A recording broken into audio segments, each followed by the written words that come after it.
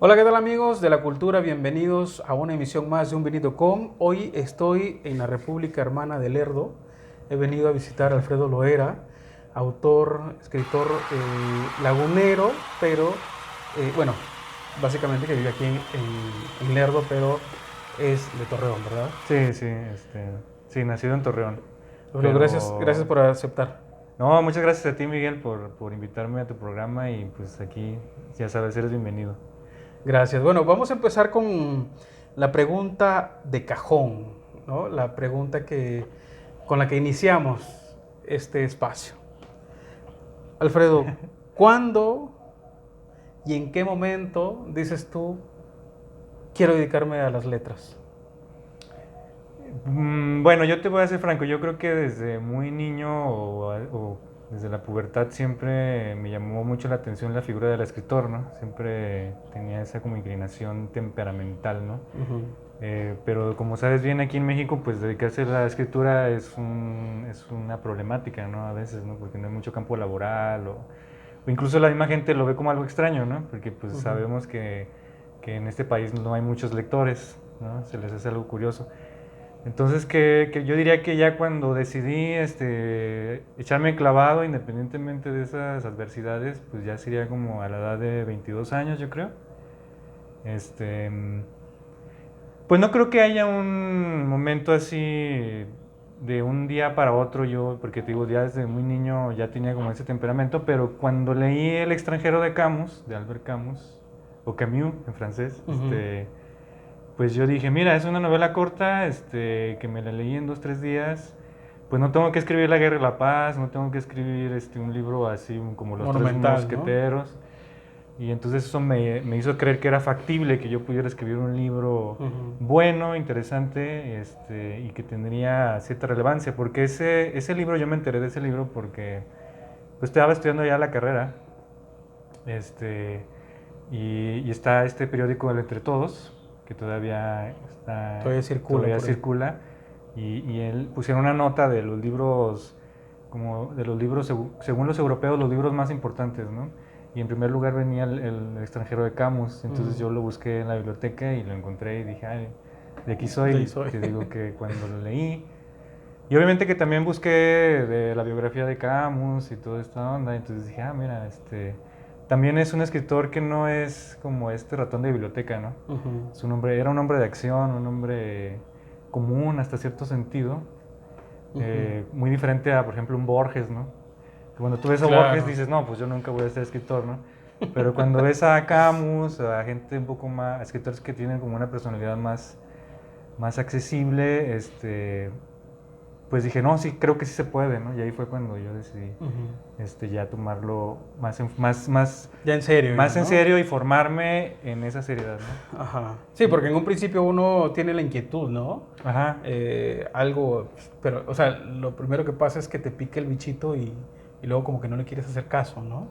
Sí, o lo ves como algo muy fantasioso, ¿no? Algo que Ujú. solo ocurre en otros países, ¿no? Pues no sé, a lo mejor, O en las capitales, o en ¿no? las capitales o en las películas, ¿no? Ajá. Como que uno a veces, quizás es un defecto, ¿no? Yo no sé estas generaciones, quizás las nuevas generaciones quizás ya no tengan ese dilema, pues porque el Internet ya nos ha mundializado mucho, ¿no? Ujú.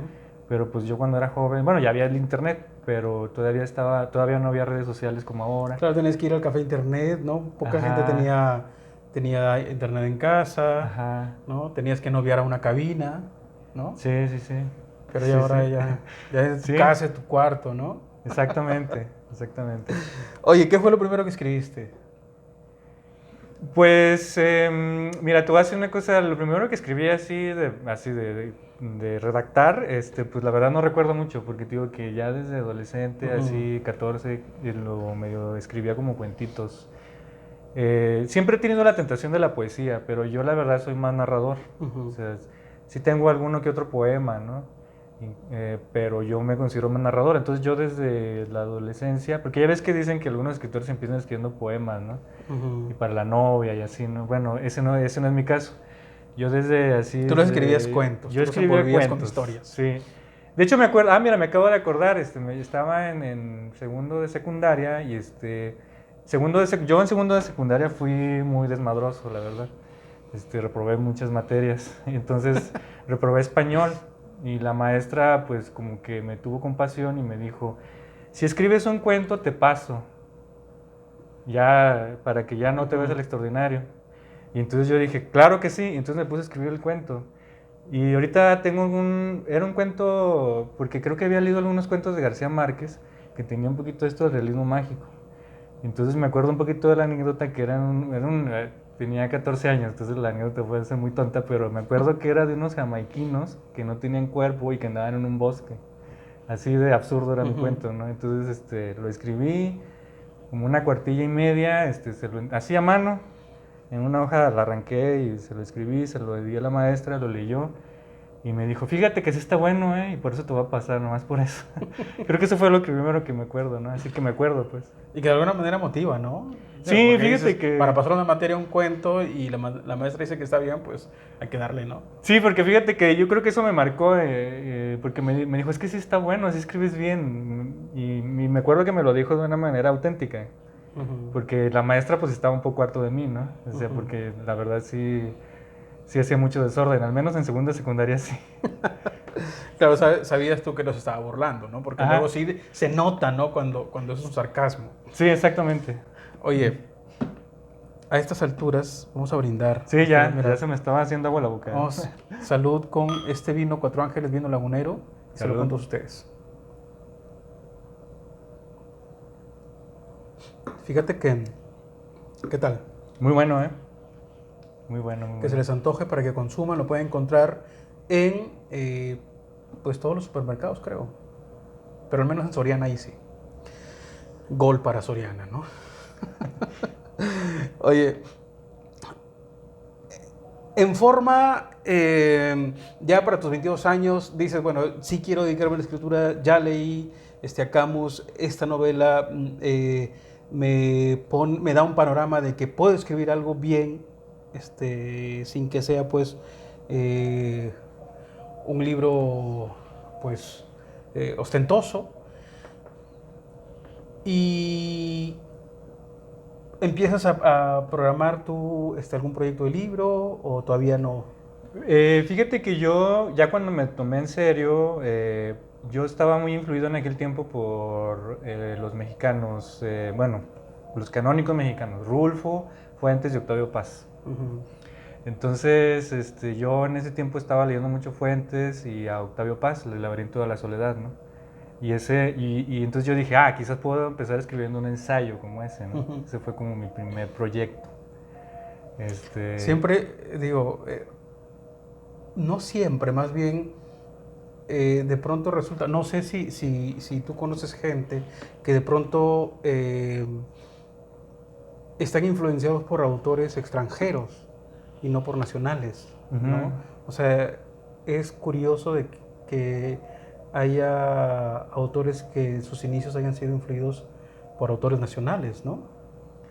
Sí, fíjate Porque la que mayoría sí es, no, es que yo empecé leyendo los cuentos, quién sabe, ¿no? Y la claro. literatura europea, ¿no?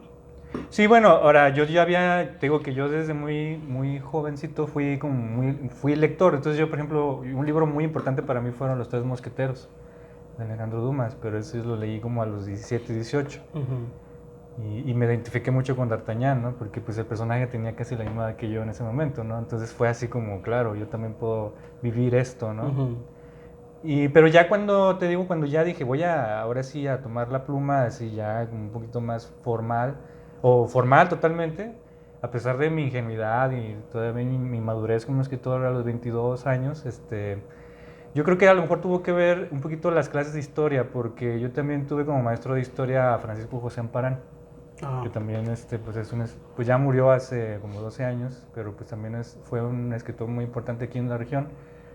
Y también tuve otra maestra que ahorita se me va el nombre, que no me acuerdo de su nombre, pero no me puedo acordar de su apellido, Olga, que ella también nos daba como esos estudios económicos de México, cosas así.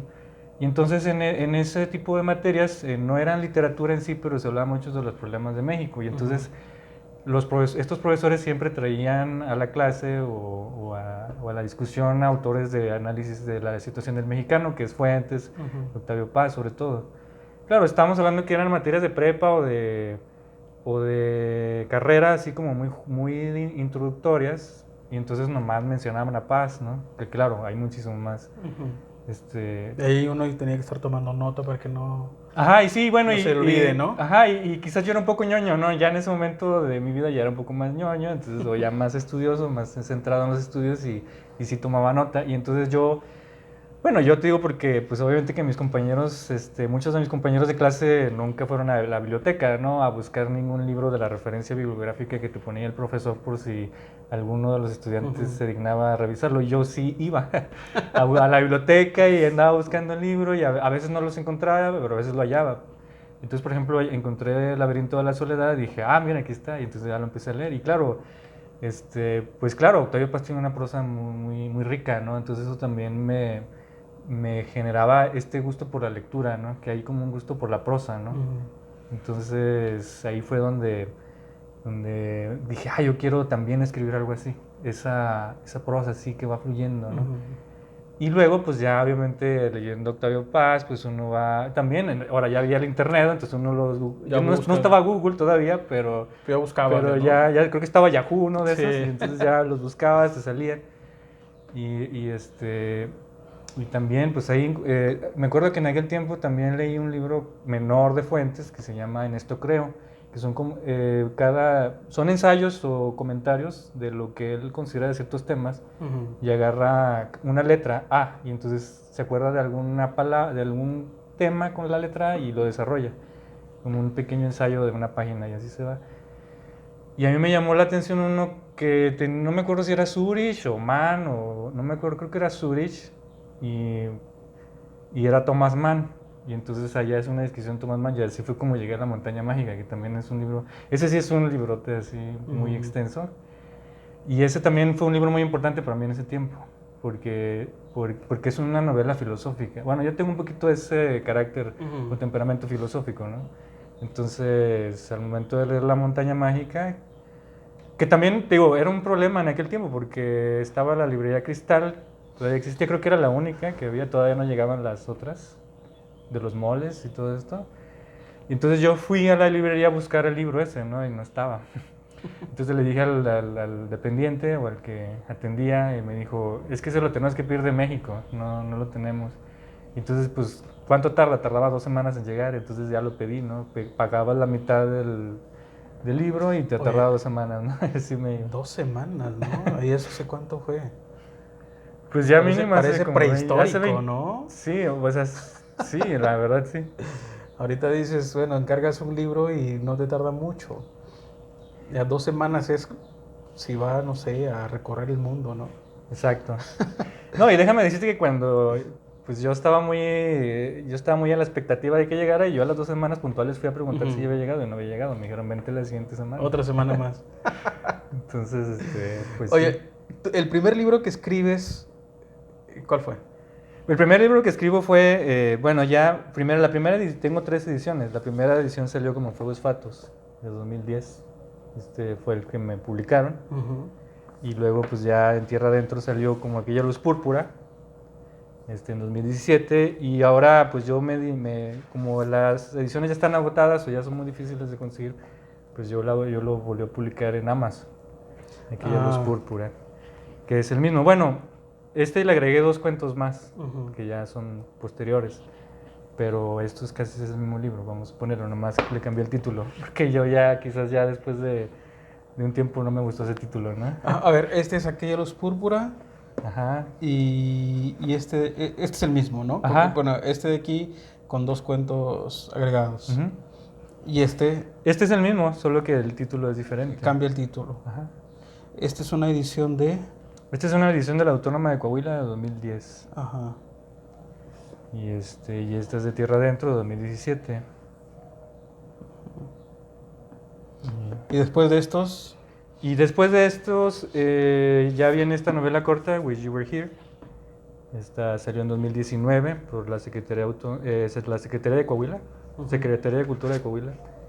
Esta es en el 2019. Y pues ya esta que es mi más reciente novela, Guerra de Intervención. Que esta sí es como, vamos a poner que es como hasta el momento mi novela más ambiciosa, ¿no? Y esta... ¿Por qué es la más ambiciosa? Porque yo creo que sí, aquí ya vamos a poner que, bueno, a lo mejor va a sonar muy narcisista o muy egocéntrico, pero creo que en esta novela ya puede uno encontrar un autor más maduro, en tanto Más sólido. más sólido, en tanto la historia narrada y en tanto los personajes, creo yo, ¿no? Eh, con respecto a estos libros, a los primeros, bueno, los primeros que son el mismo pero son diferentes, ¿dónde lo puede encontrar la gente? O ya no lo, ya Fíjate no. que no, Solamente aquí el Luz Púrpura de acá, que todavía en Amazon, ¿no? Sí, lo pueden encontrar en Amazon. Esa es la cosa, ya está agotado, o sea, pues claro, a lo mejor si lo hallan en una librería de usado o en alguno de ese tipo de lugares, pero ya está agotada la edición, y de también incluso. Quizás lo puedan encontrar en las librerías Educal.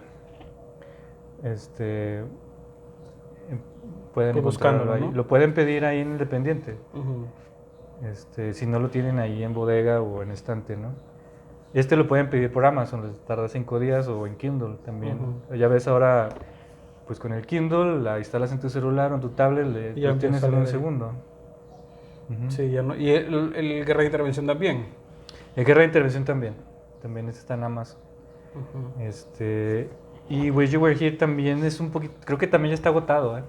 Aunque será en 2019, la última vez que hablé con el editor, me decía que ya no había ejemplares. Ya no hay. Ya. Hay que esperar a que Alfredo lo suba a Amazon Sí, para que los consigan ahí. exactamente.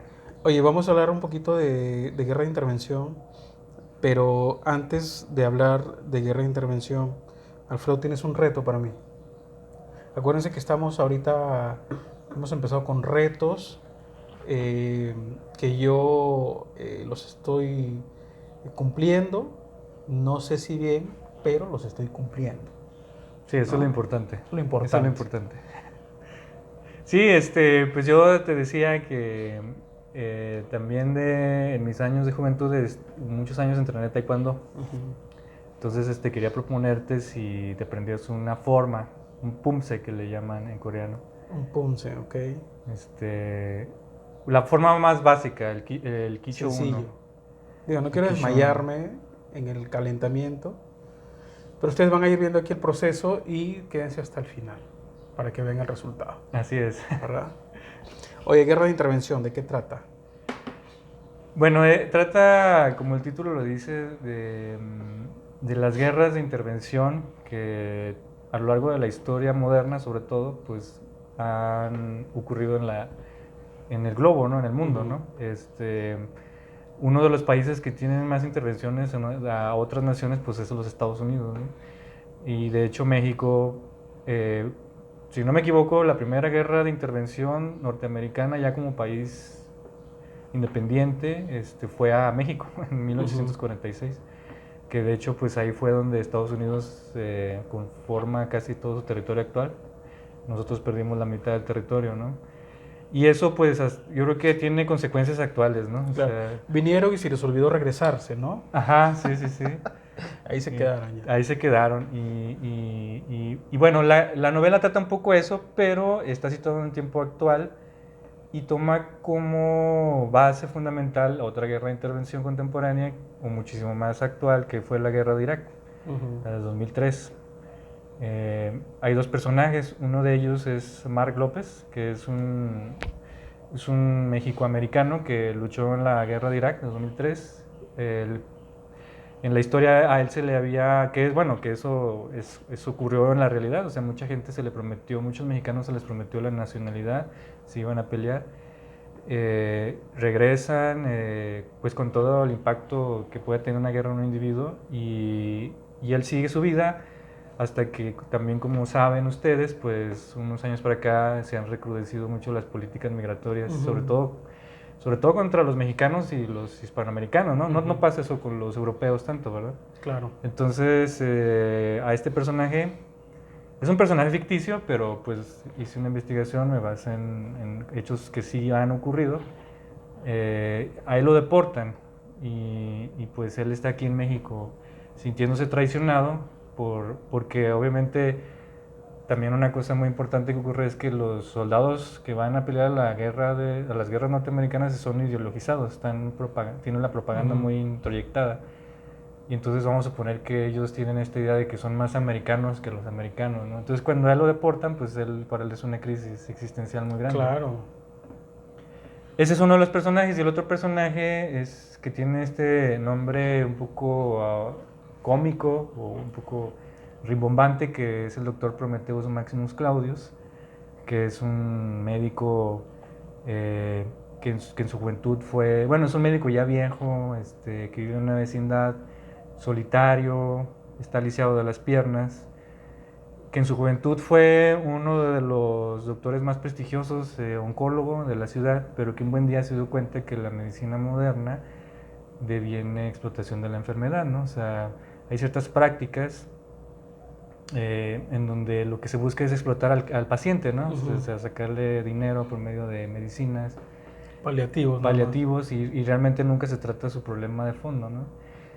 Bueno, esa es un poquito la postura del doctor, ¿no? Claro, no estoy diciendo que la medicina no sea algo muy importante para nuestra sociedad. Pero pasa, ¿no? Pero también está esa problemática. Entonces, al menos este doctor tiene esta mirada de mundo, y cuando él vive en la vecindad en donde llega Mark López, y cuando se conocen, pues él le dice que hay algo que hacer aquí, ¿no? Porque este personaje, bueno, es un personaje quijotesco, ¿no? Es un personaje que quiere cambiar el mundo y que tiene toda la vida haciendo una investigación un poco paranoide sobre la realidad contemporánea. Entonces, él al conocer que Mark López fue a la guerra y tiene este contexto o este bagaje, pues le dice, tú me puedes ayudar. Al principio, bueno, no quiero hablar mucho de él, no quisiera como decir toda la historia, pero al principio... No, claro, pues, una probadita. Una probadita. Al principio Mark López, obviamente que dice, este cuate está loco, ¿no? Pero conforme se van conociendo, conforme van conviviendo, pues empiezan a tener como una amistad, ¿no? Oye, pero la historia como tal, que bueno, es contemporánea, se puede ubicar en otras épocas de la historia, sobre todo, como ya lo habíamos comentado en alguna ocasión, la independencia, ¿no? O las independencias de América, ¿no? Gente que luchó por la independencia, a quienes se les prometió casas, se les prometió tierras por los mismos libertadores, luego terminaron en la ruina, olvidados, sí. ¿no? Sí, claro, y ese es vamos a poner que ese es un poquito el espíritu del doctor Prometheus, ¿no? También en la historia, pues siempre tenemos la historia del vencedor, ¿no?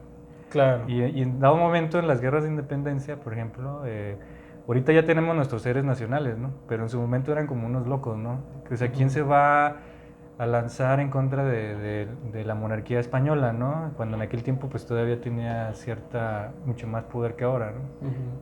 ¿Quién va a pensar en liberar a los esclavos, ¿no? Cuando en aquel tiempo era lo normal. Entonces, este personaje tiene ese espíritu, y por eso de pronto es como una especie de loco, porque a veces en la sociedad el que dice la verdad o el que piensa diferente a veces es como el loquito, ¿no? De loco, ¿no? Por eso digo que es un personaje quijotesco, que de hecho incluso si uno lee el Quijote, pues un poquito también tiene eso, ¿no? El Quijote, el personaje en la novela dice verdades, y todos los demás personajes piensan que está diciendo estupideces, pero claro, uno como lector distanciado ve ese matiz. Y es un poquito lo que busqué en la novela, ¿no? Claro. Y como dice, sí tiene... la novela, digo, la historia es una historia situada en el tiempo contemporáneo, pero sí tiene así como unas reminiscencias con esa otra guerra de 1846,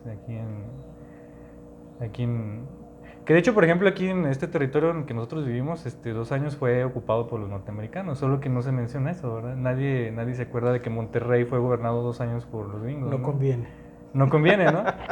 Claro, no, y no lo digo porque mantengamos el odio, la rencilla, claro, ¿no? Sino más bien para recuperar la memoria histórica, ¿no? Claro, es importante, ¿no?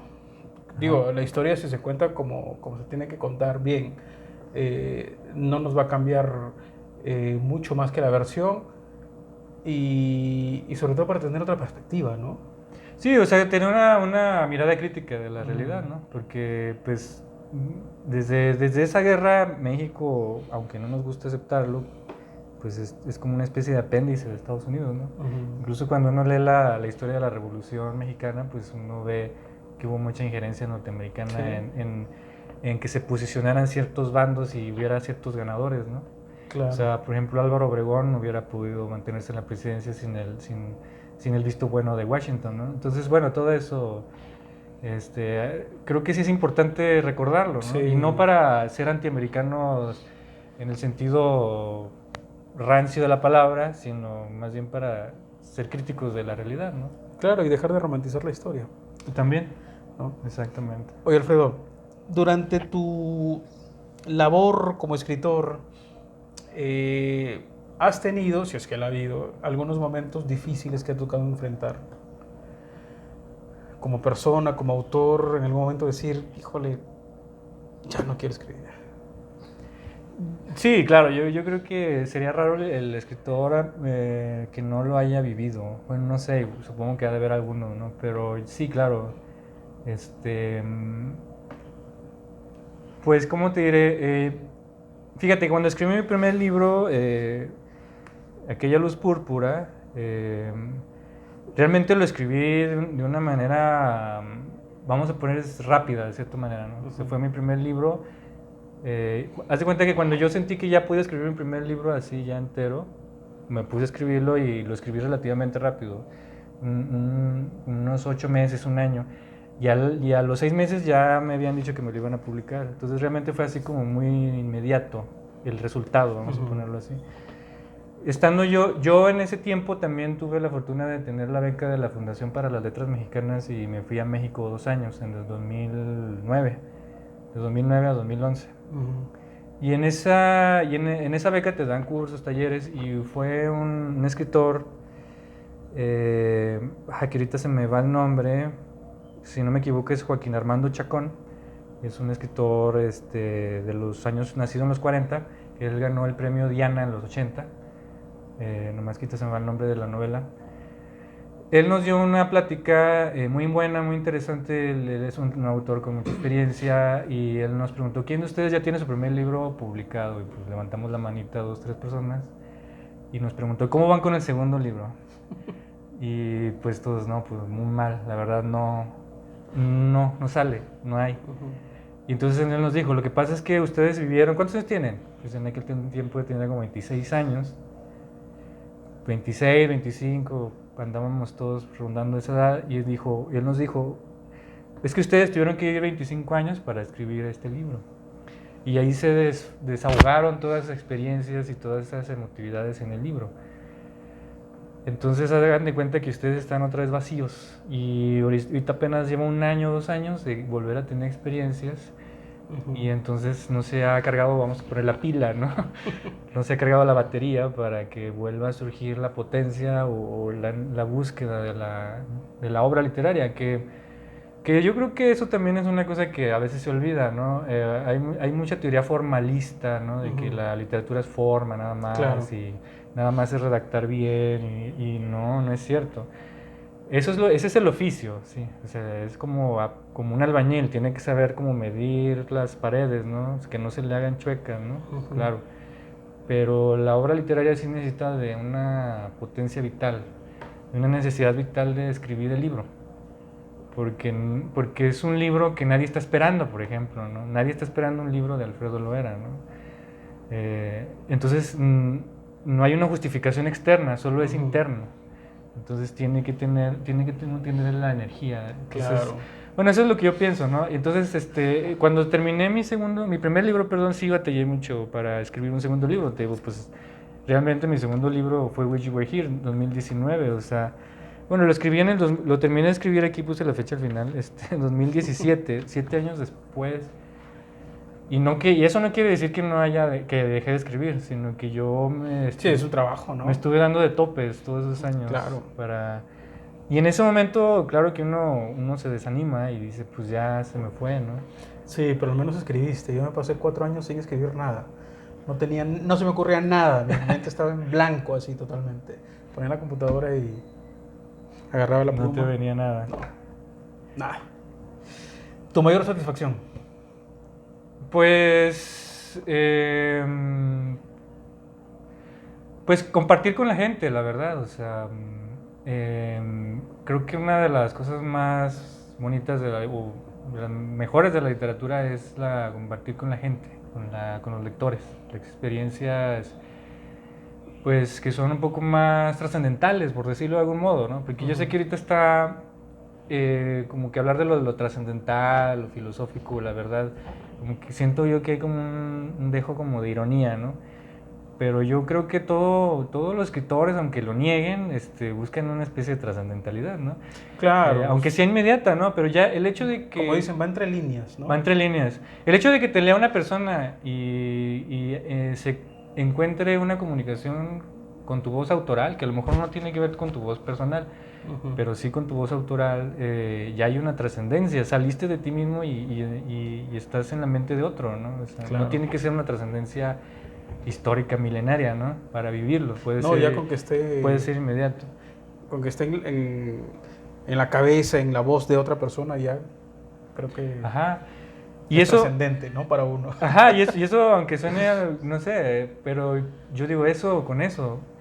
Ahorita con las redes sociales o el internet, pues mucha gente se topa con tu libro, ve tu nombre, se pone en el buscador de Facebook, pone tu nombre y te encuentra, ¿no? Y te puede mandar un inbox. Claro. Y me han llegado inbox así de gente que no sé quién sea ni nada, y me dice, leí tu libro, lo compré. Salud para todos. Sí, salud y muchas gracias. A todos los lectores de Alfredo. Muchas gracias y me comentan ahí lo que piensan del libro. Y yo les digo, no, pues gracias, lo escribí para ti, para gente como tú lo escribí. O sea, al contrario, yo te agradezco que lo hayas leído y que me hayas comentado, porque también la gran mayoría también, pues no sabes si les gustó o no, sí, ¿verdad? O qué piensan del libro, nomás. A veces uno se queda esperando ahí el comentario. Oye, Alfredo, bueno, ya hemos llegado a la parte final, pero antes de despedirnos quiero recordarles, fíjense, a mí se me ha olvidado sortear el libro de Saúl Rosales, ese libro amarillito, Cantata para Raúl Ramos Zavala, si no me equivoco. Pero ustedes sigan comentando desde el video de la entrevista que le hice a...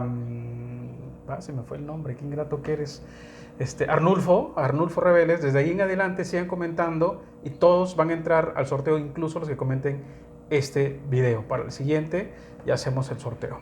Alfredo, pues muchas gracias. No, al contrario, te agradezco.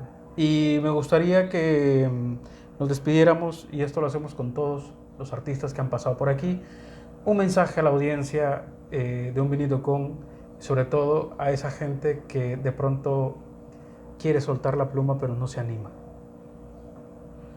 Pues que lo hagan, o sea, que escriban, o sea, yo les diría, escribe el libro que te gustaría leer que nadie ha escrito, ¿no? Que esa es una idea de Rulfo, ¿no? Cuando le preguntaron por qué había escrito Pedro Páramo, pues él dijo, es que nadie había escrito ese libro, entonces yo por eso lo escribí, ¿no? Y pues yo digo, escríbelo así, ¿no? O sea, ¿qué libro te gustaría leer que nadie ha escrito? Y claro, no va a ser tan sencillo, ¿no?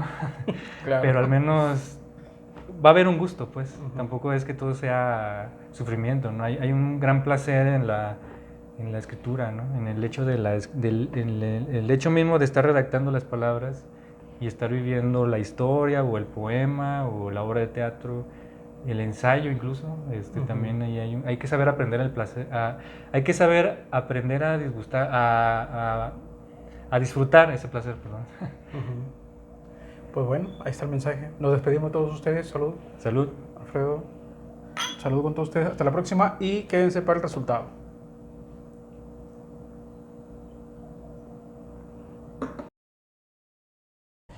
Bueno, ahorita le voy a compartir a Miguel la forma 1, la forma más básica del taekwondo, para aquellos que han practicado taekwondo en México.